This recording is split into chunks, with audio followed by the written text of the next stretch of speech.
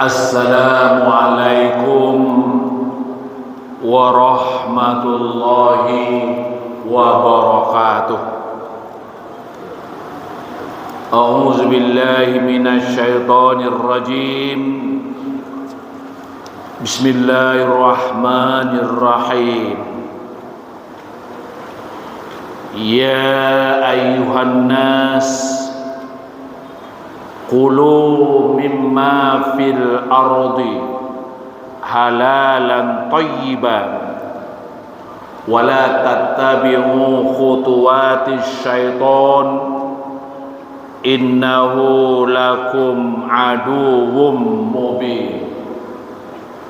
Innama ya'murukum bis-su'i wal fahsya' wa an taqulu 'ala Allahi ma la ta'lamun.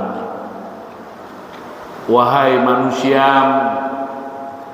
makanlah olehmu apa saja yang terdapat di muka bumi ini yang halal lagi baik, dan jangan kamu ikuti langkah-langkah syaitan.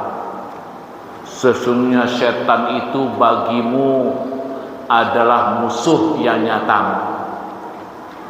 Hanya sesungguhnya syaitan itu menyuruh kamu berbuat jahat dan berbuat keji, dan mengatakan kepada Allah apa yang tidak kamu ketahui. Kaum muslimin dan muslimat rahimakumullah, ayat yang kita baca tadi surat Al-Baqarah ayat 168 dan ayat 169. Berdasarkan ayat ini kita beri judul pengajian kita pada saat ini, ketentuan Allah soal makanan dan minuman. Semua manusia di muka bumi ini pasti butuh makan, pasti butuh minum. Ini kebutuhan yang tidak bisa dielakkan. Kadangkala kalau tidak makan, tidak minum, tunggu saja kematian. Karena makan dan minum ini kebutuhan minimal 2 kali sehari, bahkan ada yang 3 kali sehari. Yang tidak boleh tidak, Pak, soal makan ini namun orang bacakak pada bacakak juga galang-galang, biar bacakak juga orang acu itu benar soal makan, Pak. Semua yang ada di muka bumi ini boleh kita makan, saja boleh, Pak, tapi kuncinya makanan minuman ko halalan thayyibah, halal lagi baik. Yang halal itu sesuai dengan Al-Quran dan Sunnah. Yang baik itu cocok dengan diri kita, tidak merusak, Pak. Ini ada makanan ku halal tapi tidak baik, tapi ada baik tapi tidak halal. Maka kalimat ini harus sejalan, halalan thayyibah, halal lagi baik. Tidak cukup halal saja, Pak, tapi tidak baik.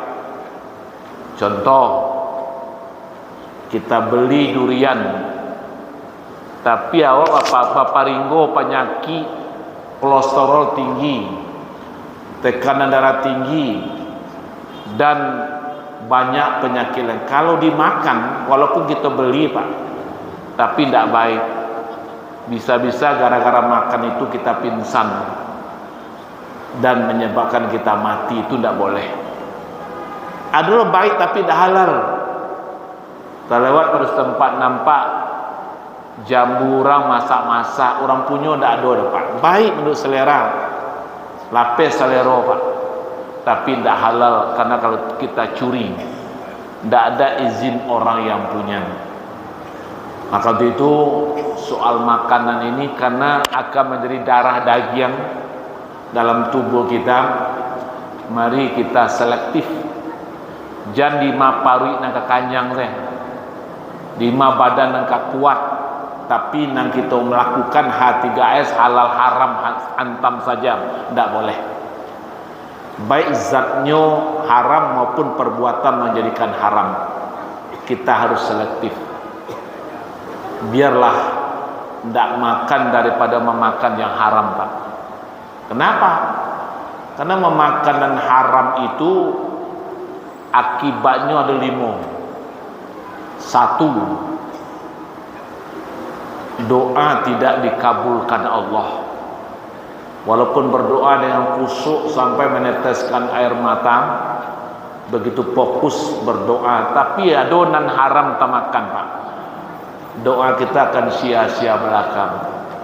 Itulah ayat Allah ungkapkan dalam surah Al-Baqarah ayat 186. Ujibu da'watad da'i iza da'ani fal yastajibuli wal yu'minu bi la'allahum yarshudun. Aku akan kabulkan doa orang yang berdoa kepadaku dengan 2 syarat: beriman dengan aku dan mengabulkan permintaanku. Permintaan Allah kepada hamba ini, kerjakan segala perintah, jauhi segala larangan, barulah kita lakukan. Nanti itu kaum muslimin kadang-kadang banyak orang nan haram ko dipupuh, Pak. Kuitansi ndak batua. Dia sebagai bendahara balanjo barang 1 juta, beko duit ketansi 1.500.000. Nah 500 itu haram, Pak. Akibatnya gadang doa ndak dikabulkan Allah. Jangan banyak seketek saya berpengaruh, Pak. Semua jo racun sedikitnya, Pak. Tapi kalau dimasuk ke makanan, racun itu berbahaya. Tidak harus banyak-banyak, sedikit racun dikasih berbahaya, Pak. Secuil. Nan haram kalau dimakan akibatnya doa tidak dikabulkan Allah. Maka untuk itu kita jauhi, jangan memakan nan haram. Innal halala bayyin wa innal harama bayyin wa bainahuma umur mustabihat. Sesungguhnya halal nyata dan haram juga nyata, tapi itu antara halal dan haram namun syubhat.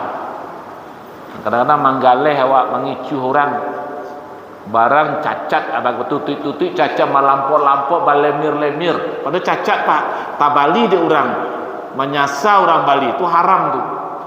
Nyu kalau cacat kecian cacatnya, kok asam duku dikecian asam, jangan asam dikecian mani jo. Timbangan cituro. Nasa kilo ko 10 on, jangan diagi 8 on, haram 2 on ko haram.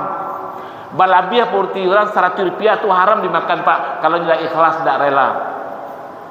Aku banyak kok belanja orang piti 300 yang 400 padian saya. Tidak ada diminta kerelaan tu haram, bayangkan. Barang banyak orang membeli minyak gitu di SPBU, Pak. Piti berlebih 300 yang 400, hanya kecil saya lah. Anyang saya.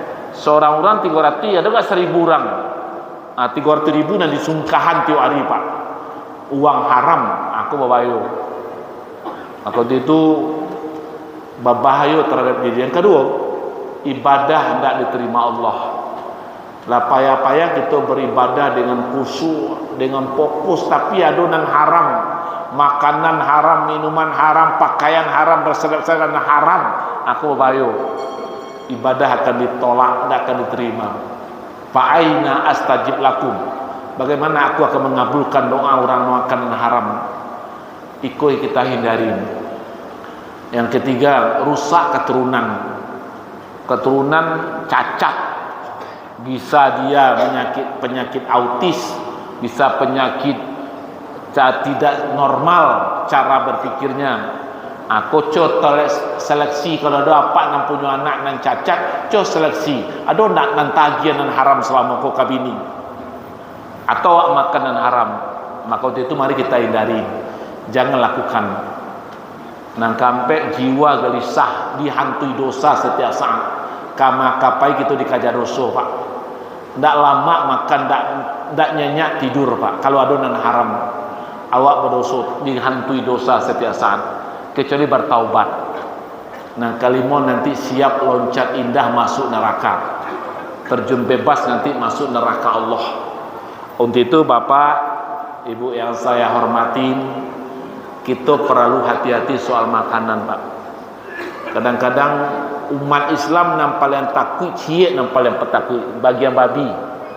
Makan, leda ada babi, leda ada minyak babi, leda ada piriang minyak, itu takut. Tapi mengicu ada takut dapat. Padahal sama-sama haram.